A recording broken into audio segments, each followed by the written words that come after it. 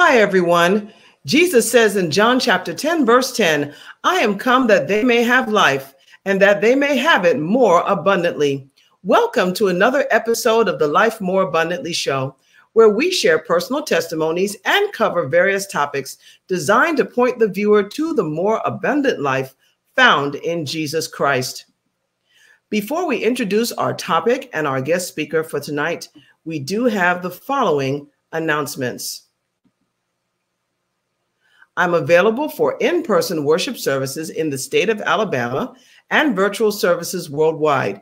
You can inbox me at Marcina Cook Ministries Facebook page or email me at marcinacook@yahoo.com for more information. In honor of Domestic Violence Awareness Month, the True Love Does Not Hurt t-shirt collection is available on the Tees That Testify online inspirational t-shirt store. You can see our official website address there below. I am truly honored to introduce our speaker for tonight, our guest rather, which is none other than Dr. Terry Parks. Dr. Parks is a graduate of Andrews University and holds a joint MSA degree in behavioral science and business administration. He also holds a doctoral degree in counseling psychology from Argosy University. Dr. Parks is a licensed professional counselor and is trained in prevention and management of aggressive behaviors, as well as dialectical behavioral therapy. He is a certified family violence intervention program owner and facilitator of a New Approach Behavioral Health Center. For over 25 years, Dr. Parks has worked with children, adults, couples, and families through such facilities as juvenile centers, group homes, residential treatment facilities, and prisons. Dr. Parks is a member of the American Association of Christian Counselors, a member of the Fulton County Task Force Against Domestic Violence, and participates with the DeKalb County Task Force and Gwinnett County Task Force as well. His desire is to educate individuals on ways to implement positive change in their lives by learning how to end the cyclical patterns of violence, regulate emotions, and treat addictions. It is my honor to welcome to some and present to others none other than Dr. Terry Parks. Hello, hello, hello. Thank you for inviting me. I'm doing well. How are you? Oh, I'm doing great. Good, good. We want to apologize to our viewers for the audio delay, but we will continue on. So we're going to get to the questions. What are the various types of abuse or domestic violence? What are the various types that we need to look out for? Okay, so when you're talking about, domestic violence, first you need to define what it is. And domestic violence is basically a relationship where one person is trying to gain power and control over the other individual. It could be man, or it could be woman, or it could be same-sex partners. Okay, so when you talk about abuse, not all abuse is physical. Now, that's what people typically see, because that leaves marks and bruises and you can see that. But the ones that you can't see, the kinds that you can't see, is the intimidation, is the, maybe sometimes you'll see the emotional, but some people can hide it well. You'll see emotional abuse. You'll see isolation, minimizing, denying, blaming, using the children, male privilege, economic abuse, and coercion and threats. So those are some of the ones. You could see, the use of weapons, and things like nobody sees that in the household because that doesn't get reported. Strangulation. Some people will say, hey, he choked me out, or, I choked her, or they'll use choke. But here's the thing, here's what a lot of people don't know. Choking is accidental. Strangulation is purposeful. I'll say that again.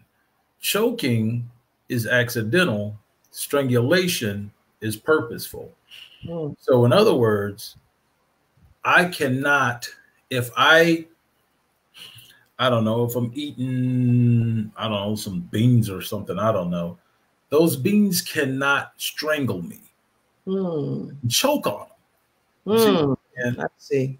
right. And so therefore you have to really define that. So when you're talking about, imitation, I mean, when you're talking about intimidation, you're talking about things where you are, making your partner afraid by using looks, gestures, um, smashing things, destroying, what they own, abusing the pets, displaying weapons.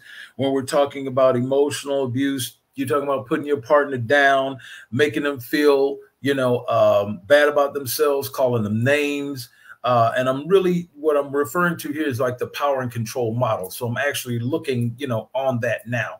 These are some of the things you can easily Google the power and control model, and you'll see how it works. And they have a power and control model for just about everything. Isolation, controlling, what they do, where they go, what they read, who they hang out with, limiting their, time out, minimizing, denying, and blaming, making light of the abuse. Oh, it wasn't that bad. Not taking the other person's concerns about it, saying it didn't happen, and then blaming them for, it happening. Then using the children to guilt someone into, some behavior that you want them to do, or, using the children to pass messages, tell your mom I said this, or tell your dad I said that, economic abuse, preventing, your partner from getting or keeping a job. Not letting them know how much money is in it, not giving them access to any account. And then, of course, male privilege, where it's like, you're treating that person like a servant. What did Chris Rock say? Dad, get the big piece of chicken. You know what I'm saying?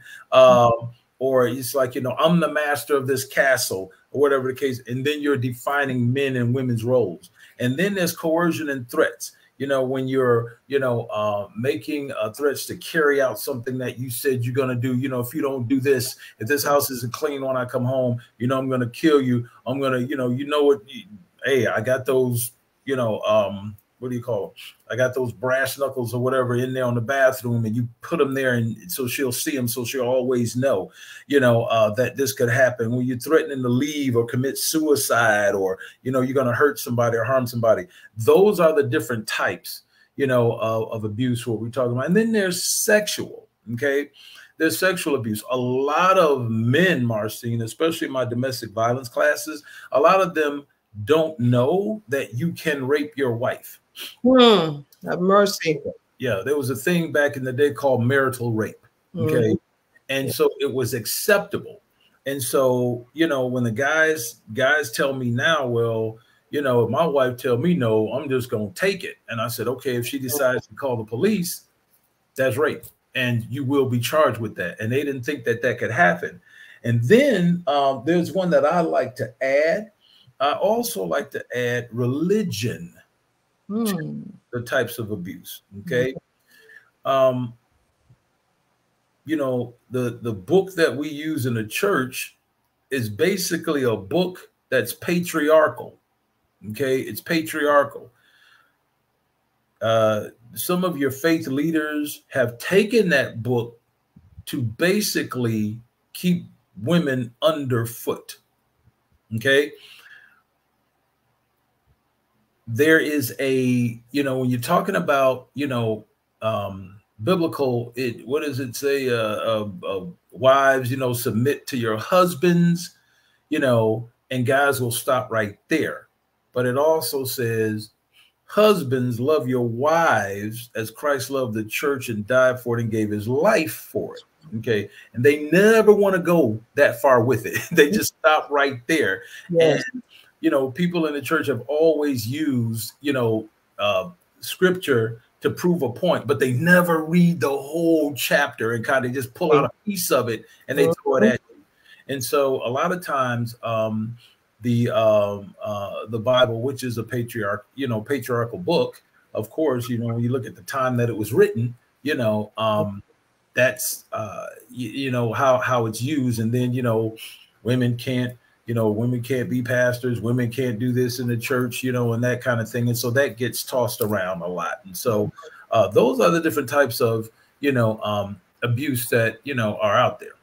And it's something that we don't, you know, we're not always comfortable addressing these types of things. But, you know, this is part of the challenges that we face, because if we are not, you know, the Bible, of course, is the guidebook for our lives as Christians. And if we're not teaching the word properly, and if we're misusing the word of God, and if we are twisting it to suit our preference, then we can end up using it in the wrong way.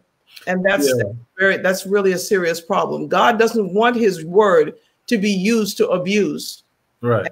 And that's why, you know, it's interesting how the Lord gave me the inspiration for the True Love Does Not Hurt t-shirt. Because if we look in the Bible shows us in 1 Corinthians chapter 13, verses 4-6, what true love is. Right. And needing to remember that principle is very important. Yeah. A couple of others, and, you know, it's a very valid point. You know, the Bible has been used, you know, to abuse people with, and, you know, a lot of things are taken out of context. And there's a couple other ones. There's like, let me see, technological abuse. When you're using, you know, technology to abuse your partner, you know, you hacking into their email, using tracking devices, monitoring interactions with social media, demanding to know passwords. Wow. You know, they're always, you know, you're checking their browsing history, you know, that type of thing. And then there's another one, abuse of immigration status. Wow. You know, so you're destroying immigration papers, you know, restricting your partner from learning English, threatening to hurt the partner's family, you know, in their home country, and threatening to have them deported. You know, there's all types of abuse when it comes to domestic violence. So we have to be, you know, careful and look out for those, you know, and help those who, you know, basically can't help themselves. Wow, those are interesting levels of abuse that you've brought up, and it's certainly something that we need to consider when we're talking about domestic violence, and especially about how to be free from this violence. What is the safety plan one should have in place in order to escape an abusive relationship? Okay, so what we do here and what happens in most states is that there is a program. Now in Georgia, we call it FVIP, which is Family Violence Intervention Program. In other states, they call it BIP, Batterer Intervention Prevention Program. And so once a call is made and someone is charged with, you know, domestic violence, they have to go to this program. In some states, it's, you know, 6 or more months. In other states, it's a full year. And so once they go, each program has to have a contract with a victim liaison. And so a victim liaison is just basically someone who liaises services to victims of abuse. And so what they do is they safety plan with this individual. They let them know, hey, if you need us, we're here. You know, if you want to check on their status, you know, if they say they're going to the program, you know, because a lot of people stay in these relationships. And so the, you know, the perpetrator, you know, is still there. And so they could say they're coming to the class, you know, and they're not, you know, or they could say, you know, I was at work, you know, and getting credit for being in class or something, just make up all kinds of things. So she's kind of like, do I call these people? What do I do? You know, but they have basically a liaison that safety plans and help them, you know, through these times. Now, you know, what type of safety planning happens? Well, if it never gets to the level of the perpetrator being abused, One or some of the things that they could do is, you know, you could back your car in backwards. Okay. So it's always ready to go forward if you need to get out in a hurry. Okay. You can also have a like 2 sets of keys for your car. You know, the one that the perpetrator always sees. So that's going to be the first ones they grab. But then you have another set in case you have to get away. Having a cell phone, an extra cell phone, you know, like a burner cell phone or something like that. A friend of mine was going through the situation, a domestic situation, and I shared with her, you might want to get a second phone. And she did. And that night it saved her life. And she kept it in their son's room because that's one place he never went. He never spent time with the child. So, you know, getting a separate, you know, phone just to have in case you have to make a phone call. Have cash, you know, laying around somewhere hidden.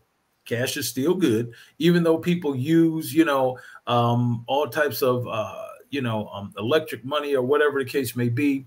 Having a bag packed, you know what I'm saying? Like something packed in a car, in a house somewhere in case you have to go, and then communicate to children, you know, of a small age, like, hey, you know, one day we may have to do this or whatever. They don't have to know the details, you know, because you don't want them to share it. But you said, you know, share with the children, hey, you know, what I told you about, we may have to leave. Today's that day. Grab your things, you know, and just have something packed. Have food somewhere, you know, that can also, like canned goods, have those also packed so you can just grab a bag and run if you need to do that. Let people know to come by and check on you, especially during COVID. Mercy. People were locked up with their, you know, with their batteries. And so, you know, it was like, wow, what do we do? So you could do things like that. You could put a light in the window. You know what I'm saying? If this light is on, you know, we're fine. If the light is off, we're not fine, or vice versa. You know, there's little things like that you can do. Always have your marriage and your driver's license. You know what I'm saying? Put your marriage license in that, you know, getaway bag, place in your car. Keep a secondary phone, have your birth certificates and your family's birth certificates, you know, money, checkbook, credit cards, ATM cards, mortgage payment, book, car, title, social security card, work permits, green card, pass card, visa, divorce, custody papers, restraining orders, if it got to that, insurance paper, medical records for, you know, kids, a lease or rental agreement to the house or the deed, school and health records, like I said, keys to the office or to a friend's house, medications, glasses, hearing aids, you know, things that are needed by your family, personal items, address books, pictures, toys, copies of your spouse's green card or social security card and all immigration related documents, a benefit card, you know. Those are some of the things that, you know, and it sounds like a lot, but when you get out of the house and you don't have any of that stuff, or everything is in the other person's name, and, you know, they're showing up at the school and they're checking the kid out of school, and you're like, oh my God, he's got all of their information and I just left, you know. Those are some of the ways of safety planning. Doing an explosive event, you know, go to an area that has an exit. You know, go to an area that has an exit. Not a bathroom, not a kitchen, or near any hard surfaces. Weapons or items that could be used as weapons. You know, you want to provide, you know, a safe space and a way, you know, and, you know, provide an out for you with your back towards that exit. Okay. If you can, stay in a room with a phone, you know, check in with a friend, let a friend know, hey, this is what we're going through, you know, check on me every now and then, you know, send a text. If I don't send the text back within such and such a time, you know, come by the house, make sure everything all right. Don't call the police. Don't do a wellness check. Just come by the house. And if you don't see this, then you can do that, you know. Let them know if there's weapons in the home, and let them know where the weapons are kept, and know your escape, you know, route. It may change, you know, practice how to get out of the home safely, you know, visualize your escape route. Like I said, have a pack bag ready, devise a code or word or signal. I know in Europe, I can't remember what the code is, but I think it may have been called 19, where you could just walk into a pharmacy and you say to the pharmacist 19 or something like that, and they knew you were in a domestic violence situation and they would send help. Okay. And then don't just hop in a car, know where you're going. Know where you're going, plan where you're going to go. If I got to leave, I know who I can call, because sometimes when people leave and they go to other places, some people are like, look, you can't stay here tonight. If it's like a family, well, my husband and your husband or whatever are best friends. You can't stay here, because he's going to tell his friend, you came to his house, and all of that kind of stuff, and then you got to trust judgment. Trust, consider anything that you feel will keep you safe and give time to figure out what to do next. And sometimes it's best to get away. Sometimes it's best to stay until the perpetrator can calm down. Whew, this is such vital information. I'm telling you, I appreciate what you're telling us right now, because a lot of times people are wondering what safety plan to have in place. And I appreciate your expertise in this area so much, because this is absolutely vital. Yes. Yeah. And let's see, what resources, maybe you've touched on this already, what resources can we offer to our friends and loved ones who are suffering from domestic violence? In other words, how can we safely support someone who is going through this situation, male or female, by the way? And I want to definitely on male survivors of abuse in a minute. Right. And that's good that you do that. That's why I keep saying, I'm not trying to say that, it's just, women that go through this. Men go through it too. But by and large, it's women because of the controlling nature. And here's the other thing.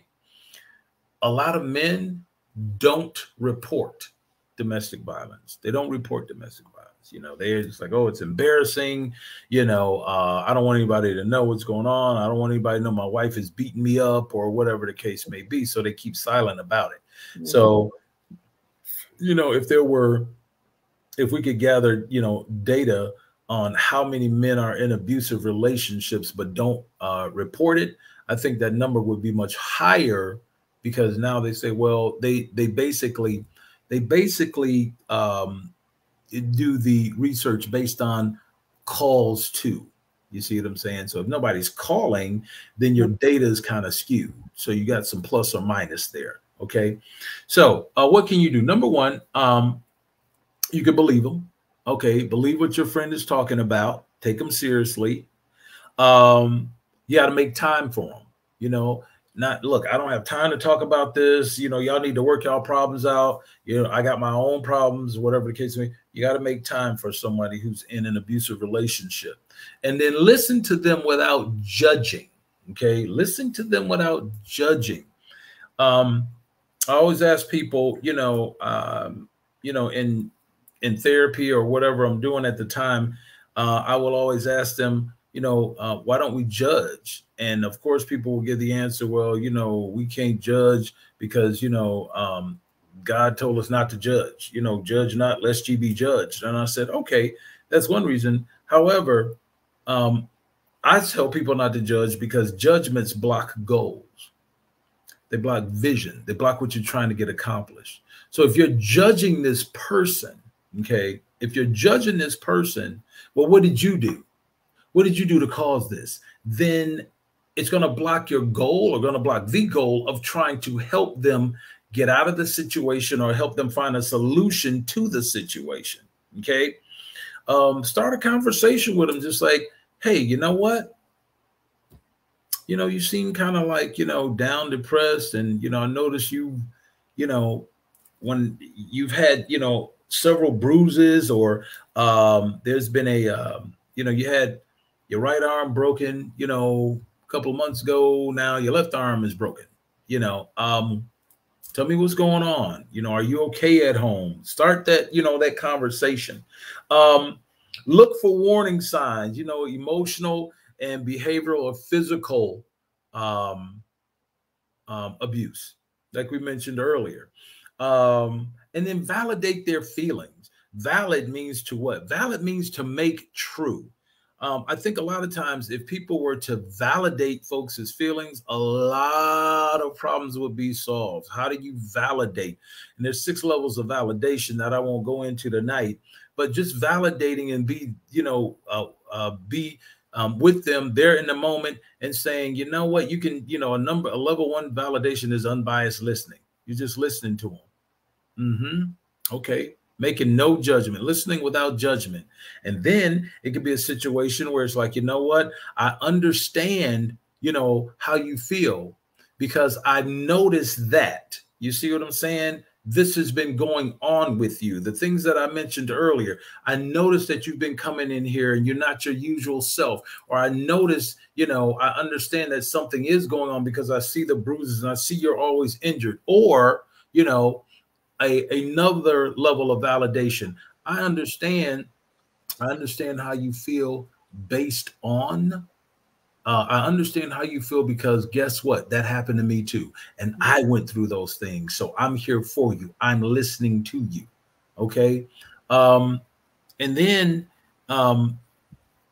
here's my situation. A lot of people that are in the field, the first thing they do is tell somebody to leave. Girl, you need to leave him. You need to leave that situation. Okay. It's not that easy. And a person will leave. A victim will leave up to 9 times. It used to be 7. Now it's 9. A victim will leave up to 9 times before they leave for real. So 9 times, you can imagine, keep going back, keep going back, keep going back, keep going back.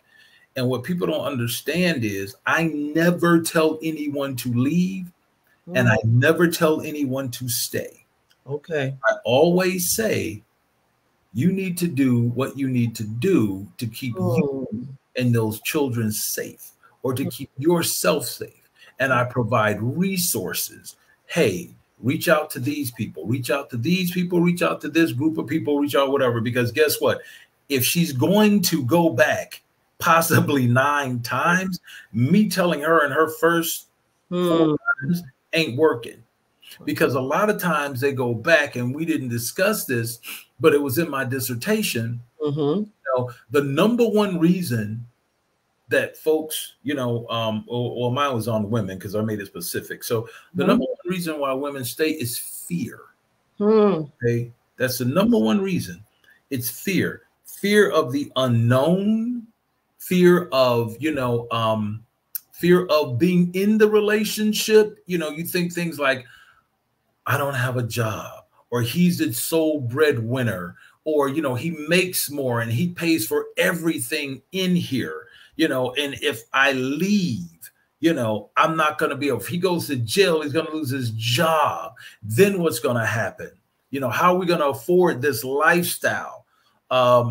What will, you know, what will the church say, you know, about, you know, the church said, you know, talks about, Bible talks about divorce and, you know, what would they, how will I look, you know, if I leave him? Well, you know, well, they're going to blame me, or I can't say anything because he's friends with the judge and they go fishing together. Who's going to be, you know, if they come in here, DFACS could possibly come in, you know, in some places, Child Protective Services. They could come in and take my kids away from me because I don't have the resources. His family, his mother loves me. You know, what am I going to do? You know, I have no. And so those are some of the reasons why they stay. Yes. Some of the reasons why they stay. So that's why your job is just to be there and be a springboard for them and help them in any way possible. But encouraging someone to leave and you don't know the full story. All you know is what you're being told. All you know is what you're being told. And so therefore, and then here's another thing too. You know, you ever heard the saying, you know, don't shoot the messenger? Well, you know, it's like You tell that person to leave, and then it all goes bad for them. And then they're like, you know, well, you told me to leave, and now you're not even helping me, you know, and I need help with certain things. And, you know, I thought you would be there. Look, I just felt bad for you and told you to leave that situation. But, you know, I didn't have any resources for you. I didn't have anything for you. Or you tell them to leave, and then the perpetrator comes, you know, and sees you told my wife to leave, you know, and now you've put yourself in a dangerous situation. Mm-hmm. You see what I'm saying? So that's why you say, hey, whatever you need to do to keep you and those kids safe. If it requires you to leave, then leave. If it requires you to put a safety plan in place, put a safety plan in place. If it requires you to stay, go to therapy, do all of that. Okay. If it requires, there are some situations where women have gone to court and they have said they will stay in the relationship if their husband comes to my program or comes to a family violence intervention program. You need to complete that plan first, and I need to see changed behavior. If not, I'm leaving you. So those are things. Do what you need to do to keep you and your family safe. And that's very important thing to bring up, because it is easy for us from the outside looking in to think, you know, just get up and go, just, you know, make your safety plan and leave.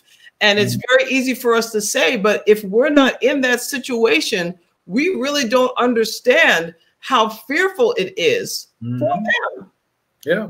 And you're out there on your own, you know, it's like you have no support network, and it's like, wow. And then especially, Marcina, if your bank accounts are tied together, there are men who have come to class, and before that, you know, you always got to stop at jail. So you're always going to be in jail for a minute. And while you're in jail, your bank account is being drained. And so when you come out, it's like, what am I supposed to do? They've taken everything. And so you're absolutely right. There's the fear, and it's easy for us to say, just leave, just leave. It's not always that easy to just leave. And you can ask questions like, okay, well, let me ask you this. What do you want to do? What are you prepared to do? What is your goal? You know, that's what I always ask people when they first come into therapy. Tell me what your goal of therapy is. Do you even know what does therapy look like to you? Right. Tell me what your goal is in leaving, or what do you want to do? And sometimes it'll be like, I don't know what I want to do. I'm just so confused, and I love them so much. And, you know, I just know they're having a bad time right now. It's like, okay. And you're probably thinking like, and how many times have they had a bad day? And how many times have, you know, you're thinking that. Okay. And you can say things like, okay, well, how do you feel in this situation? What do you want? Before you start trying to fix anything, ask that person, tell me what your goal is. Yes. You know, why are you sharing this information? Do you want me to help you? Do you want my input? You know, and then, yeah, you can embrace them and hug them and say, tell me how I can help you. Tell me how I can help you.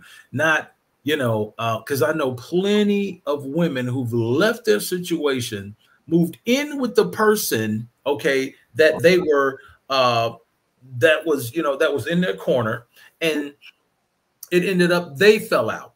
Have mercy. And guess what? Over time, got tired of you being here. I thought you would have, you know, been able to get out on your own by now. I thought this would have happened. Not only that, but then the person starts coming to, you know, your house. You're helping somebody out. And so the person's coming over there and they're brandishing a weapon, and they're coming over there and it's like, come on, get out of here. Bring my kids home. You coming home. And you're sitting there like, if you leave this house, you know, if you leave my house, don't come back. So now you've actually turned into the same person that they're leaving. If you leave here, don't come back. You can't come back. If you're going back to him, don't come back here, because I'm trying to help you out of this situation and you're going back. Yeah. That's a challenging part, because I know that while we want to be helpful to survivors of domestic violence, we still have to keep our own family safe. I mean, I know for me, I wouldn't want somebody coming after me and my husband and our son and all that kind of stuff. And so we have to have a balance. And I think that's also where it's important for us to refer to a professional, please. This is where you have got to have those resources. You know, you want to help them and be that emotional support, but you also need to know your limits, and please refer them to mental health professionals, domestic violence experts, refer them to a battered woman shelter, refer them to somewhere safe, so that while you're trying to help them, you don't end up putting yourself and your family in a dangerous situation. Absolutely. You're absolutely right. That's good advice. Absolutely. So how can people move from being victims to survivors? Just by, following the steps I already discussed. Following the steps I already discussed. You move from being a victim to a survivor and then to a thriver. Okay. It's just by following those steps. Know your plan, know what you plan on doing. If you're planning on leaving, you have to be prepared for that.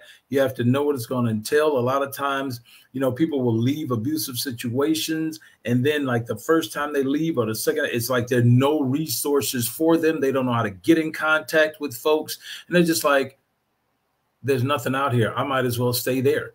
And then, of course, the person is telling them, where you going to go? What you going to do? Don't nobody want you but me. So you might as well come on back home. The kids need their father. They need their mother, whatever the case may be. And so by following those simple steps that we already talked about, you can move from,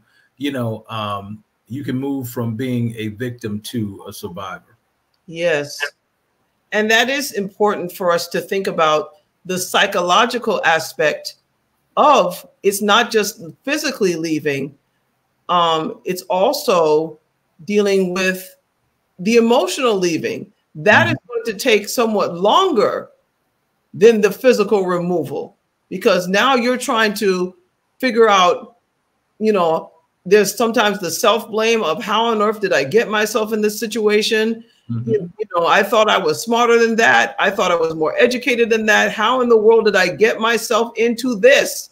Right. And I'm sure that there's a lot of self-flagellation, as it were, that goes on with survivors of domestic violence. And that's why, like you said, it's so important for us to not be judgmental. And trust me, I'm sure I'm guilty of it too, thinking, how on earth could you stay with this person? We hear about certain people, certain celebrities, certain public figures who come out with stories of surviving domestic violence. And the first question out of our mouths is, why did you stay? But they stayed because they were scared. They stayed because they were afraid. They're scared because where are they going to go? What are they going to do? And they don't have those questions already answered in advance. Yeah. I think people's mindset regarding marriage is kind of some of the things that keep them there. You always hear, like when I see couples that are not in a domestic violence situation, but they will say, I'll say, okay, so what do you want from me? What is it you want me to do? Well, we've been getting spiritual, and, we want to stay together, and God hates divorce.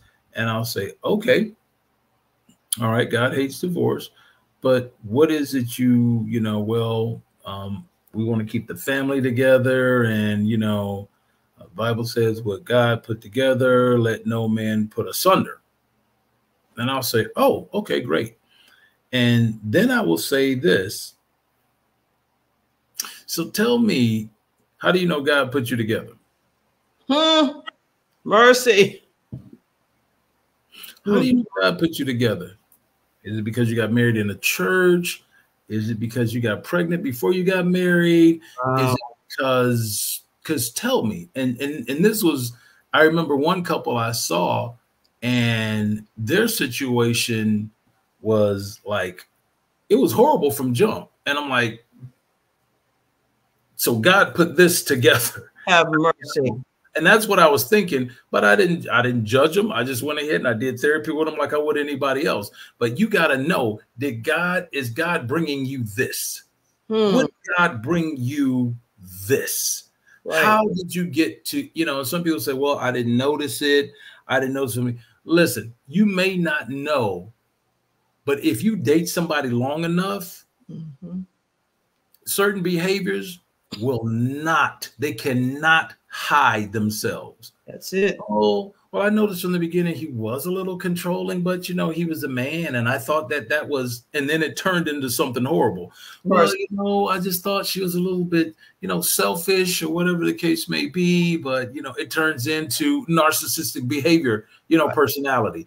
Well, I just, you know, thought the person would be, you know, great with money because they always had it. And then it's like, yo, they've gambled away everything. So certain things can't be, if you're really looking, Marcina, if you're really looking, you can see if you date. Now, I know for the Adventist folks, you know, Ellen White says the dating process shouldn't be long. I really disagree with that. I really disagree with that, because you really need to know someone. I'm not saying you need to move in with them. I'm not saying you need to kick the tires before you buy. I'm saying if you date long enough and you go to family reunions, if they have them, you know, well, they don't have family reunions. You need to find out why. Why don't you guys have family reunions? Now, I know everybody doesn't have them. Just ask the question. Why don't? Well, nobody gets along in the family. Okay. That may be something that may, you know, we may be having to deal with later, you know, or something like that. Okay, it's no big deal. You know, you need to find out things, find out how they handle money. As you start moving closer to marriage, I think we need to run our credit score. Let me see what your credit score is. You're like, whoa, wait a minute. You can't buy water, you know. Let me clarify something. I do recall that same quote from Ellen White. She was saying to not have long engagements. There's a difference between the engagement period and the courtship process. The courtship process can take as long as it needs to, in all honesty. She's talking about the engagement when, you know, propose and you're finally getting, you know, moving forward towards marriage. That's a whole nother story. So I do want to clarify that. Thanks for clarifying that for me. She was not saying you shouldn't take your time and examine. She was talking about the engagement period. Process. Right. Okay. Yeah, really, that makes sense. That makes sense. That makes sense. Yes. We want to know the Bible says rightly divide the word. So if you're taking your time during the courtship process, during the dating process, doing everything you were just talking about, see them at family reunions, see them at family get-togethers, see them in all these situations before you even decide to get engaged. You know, they now have something what's called couples counseling, and I'm definitely in favor of that, because before some of these people propose and say, I do, you need to get some counseling first. We need some premarital counseling in advance. So I totally agree with that. I think that a lot of that doesn't happen. I think a lot of people go to pastors, and I'm not against pastors doing that. The problem I have is a pastor can help you with your spiritual walk, but when it actually comes to premarital counseling, you probably need to get with someone who is licensed in that area and do that. You know, and you can still see the pastor. You see what I'm saying? Yes. It's just like you can have Jesus and a therapist too. You know what I'm saying? So, you know, hey, faith without works is dead. You can believe all day long, but unless you put it into practice, that's right. And so you can, you know, well, we're going to have this licensed person telling us, and then we're going to also hear from the spiritual aspect. You know what I'm saying? Now, it would actually be it would actually be excellent if you had a situation where your pastor was licensed. You see what I'm saying? Because there are a lot of pastors that are licensed in pastoral counseling, you know, or they're licensed in, you know, some other aspect. I think what happens is that pastors want to be all things to all people. Can't. And I think you need to know your strengths, and you need to play to that. And again, you know, like just popped up, hey, you know what? That is not in my wheelhouse, but I'm going to refer to you somebody, you know, that I think can help you with that. And all of my years of being in church or whatever, I would know there were domestic violence situations going on because folks would, you know, come and tell me or whatever, or you hear something, and I wouldn't hear it from the pastor. But I was just surprised that you have someone in your church that does this work, and nobody's referring them to talk to me or bringing me in and saying, hey, do you mind if I bring, Dr. Parks in to our session, because I believe he can help you, and, he can have resources. Not only that, the church doesn't have resources or whatever on file to where they can call somebody, even if it's not domestic violence, it's, mental health. Okay, you know what? That's not in my wheelhouse. But you know what? Let me get this licensed person. When we started having like these mental health meetings at church, I did not know there were so many clinicians in the church. I didn't know. I was like, wow, all of these people do mental health. Mercy. We always get thrown in with the medical. And you try to tell people these are two different things. Things. And you need to separate them out. Stop throwing us in with medical, because then we'll have this whole big meeting and medical will take over. Wow. So your mental health folks will sit there and it's like, why are we coming here? Why is it this is not what we do? It does not help. So you have to know, again, your strengths and play to them. Because a lot of times when you don't know something, but you're speaking on it, you're actually practicing outside of your documentable competencies. Yes. So Marcina can't go around telling people, oh, I bake cakes. I bake cake. Yeah, I bake cakes all the time. Yeah. Can you make me a wedding? Yeah, girl, I'll make you a wedding cake. And you make it and it's garbage. You're like, yo, what? I thought you were, but that's not what you do for a living. You may do something on the side, but it's not what we were looking for. Right. So, yeah. And that's important, because the Bible says in the multitude of counselors, there is safety. And God has blessed people with different gifts and abilities. Praise the Lord for pastors and ministers. But I know pastors who themselves would say, we need to refer to a mental health specialist. Yeah. We need to refer to a counselor. And my husband was just commenting, refer.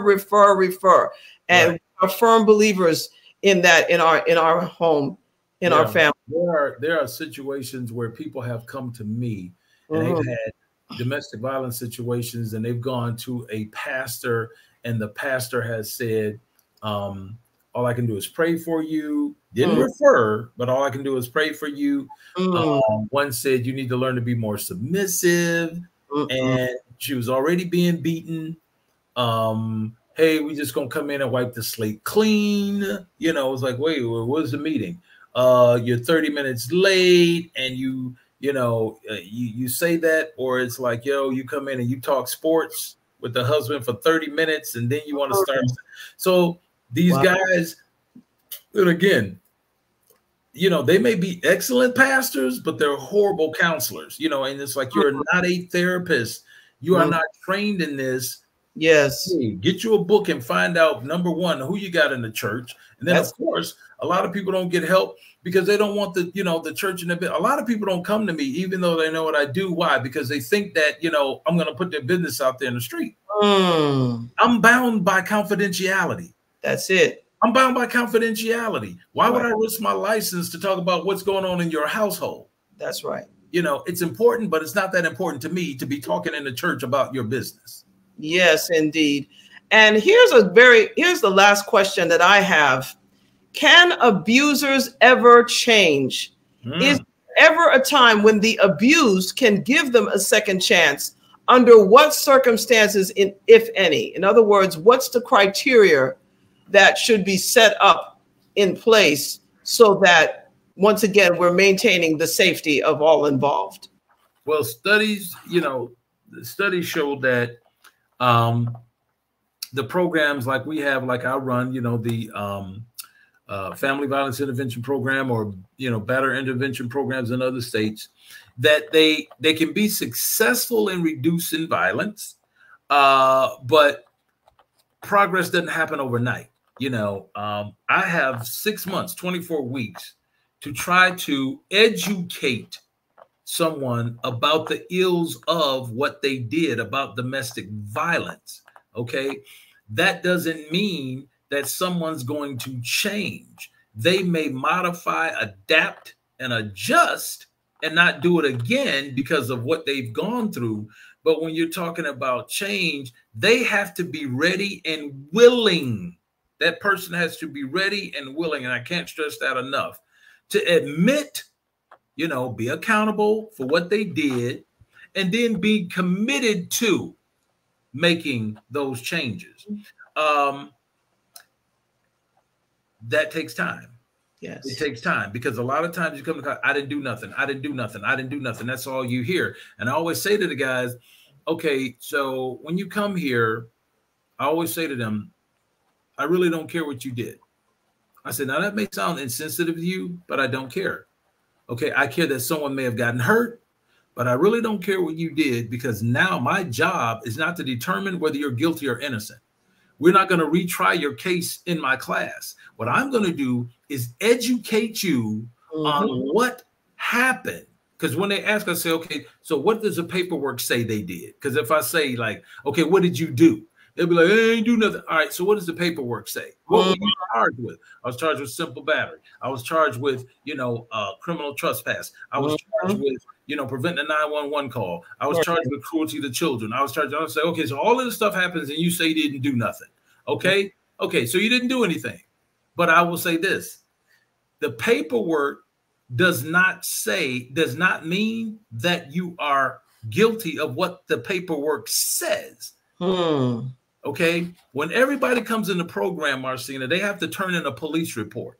Right. Because we compare the police report against what they're saying. A lot of times guys come to class and they lie. And I'm like, well, the police report says this. But I always say this too. The police report is just a documentation of what somebody told them what happened. That's it. They weren't there. So I will say to you, you say you didn't do anything. Great. I'm saying to you, something happened. That's all I'm saying. Because guess what? Marcina doesn't wake up one day and say, you know what? I think I want to take out a TPO against my husband. Come on now. For what? What I do? You know, or you know what? I think I'm going to call 911 on him. What did I do? I did. Something has happened. It doesn't mean that the details of the police report are true. It just means something's going on. If the cops are at your house, something's going on. It doesn't mean what they're saying is true. It just means something's happening. Why do you have to have a third party involved? Something's happening.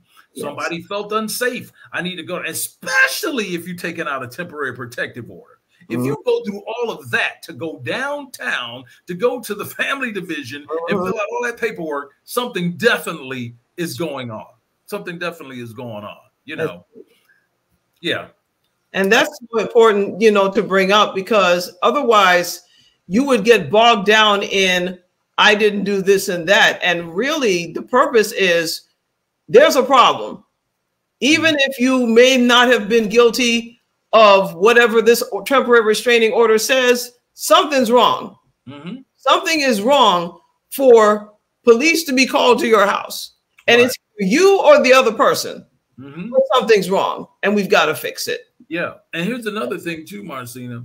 It's, you know, even if the person is mad at you about something and you say, I'm calling the cops just to get back at them or to do whatever, there's still something going on. It could be an argument about, you know, something trivial, you know, but in your mind, I'm going to call the cops and do whatever. Something's going on. You're having an argument. Nobody's saying you're guilty of what was put on the paper. Nobody's saying you're guilty of these things. You know, it's not my job to determine that. The court has already done that. That's why you're here.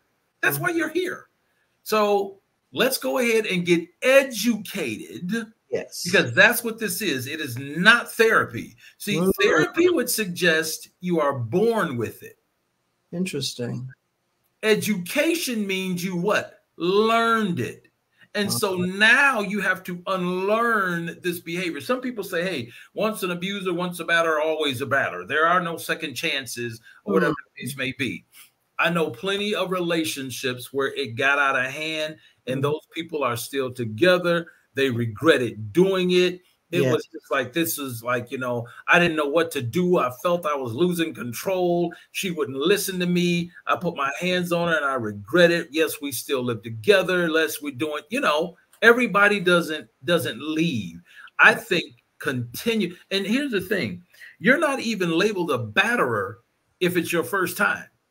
Interesting. The second time, you're labeled a batterer. Hmm. So the first time it's like, okay, look, it happened. You don't have a history down here. Let's go ahead and put you in, you know, a program. What do they call that? Pretrial diversion. We're gonna, you know, you don't need to see the judge. Do these programs. Check in with me. You're done. That's it. You don't have a record. Let's keep it that way. But it's the people who have a record and the people who got a whole lot of stuff going on, and they go through the regular system. Pretrial is a gift. Okay, look. We're not going, you know, we're not going to go the usual right. We do what everybody else. Like if I did something, they would offer me pretrial because I don't have a record down there of anything. And they'd be like, oh, well, come on, let's go. This guy shouldn't be down here. Let's give me opportunity. But if I come back again, I'm not going to get that opportunity. All right. Or if you don't finish the program on pretrial, now we're putting you through the other way. Now you got to go see the judge. Yep. You know, this is, this has been a very educational program, and I absolutely appreciate what you have shared and your experience. And we do want to encourage people to please share this broadcast. Please share this broadcast with your loved one. Please share this broadcast with your pastors. Please share this broadcast with anyone you know in mental health professionals so that we can begin to come together as a church and as a community and do something to provide things in place that will help keep people safe, because we just can't continue to have this go on. We have too many children and young people growing up in abusive environments. We have too many people who are being battered, not only physically, but mentally, emotionally, and spiritually. And they need to know that there is a way out. There is a way to be set free. And most importantly, we want people to know that God is not a God of abuse. You know, there's a verse in the Bible that says that husbands ought to honor their wives as the weaker vessel and as being heirs together of the grace of life, that your prayers be not hindered. In other words, God's not going to hear your prayer while you're beating up on your husband, beating up on your wife, abusing your kids. God ain't hearing you. Right. You repent of that right now and get the help that is necessary. That is absolutely crucial. And we need to rightly divide the word of truth and let people know that God does, you know, yes, God is for marriage. He's for family, but he's for healthy marriage and healthy family relationships. He does not want us to stay in abusive environments and endanger ourselves and our loved ones. You're correct. Absolutely. So we're going to go ahead and close with a word of prayer. Lord, I pray that this broadcast will indeed go viral so that others will be blessed, so that others will be encouraged, so that people will be informed of what is necessary in order to seek help. We want to thank you for experts like Dr. Parks who are sharing this information and how we can help one another through domestic violence. In Jesus' name, we thank you and give you praise. Amen. Amen. And now we leave you with the words of John chapter 10, verse 10. I am come that they may have life and that they might have it more abundantly. God bless and keep you is my prayer. Have a good evening.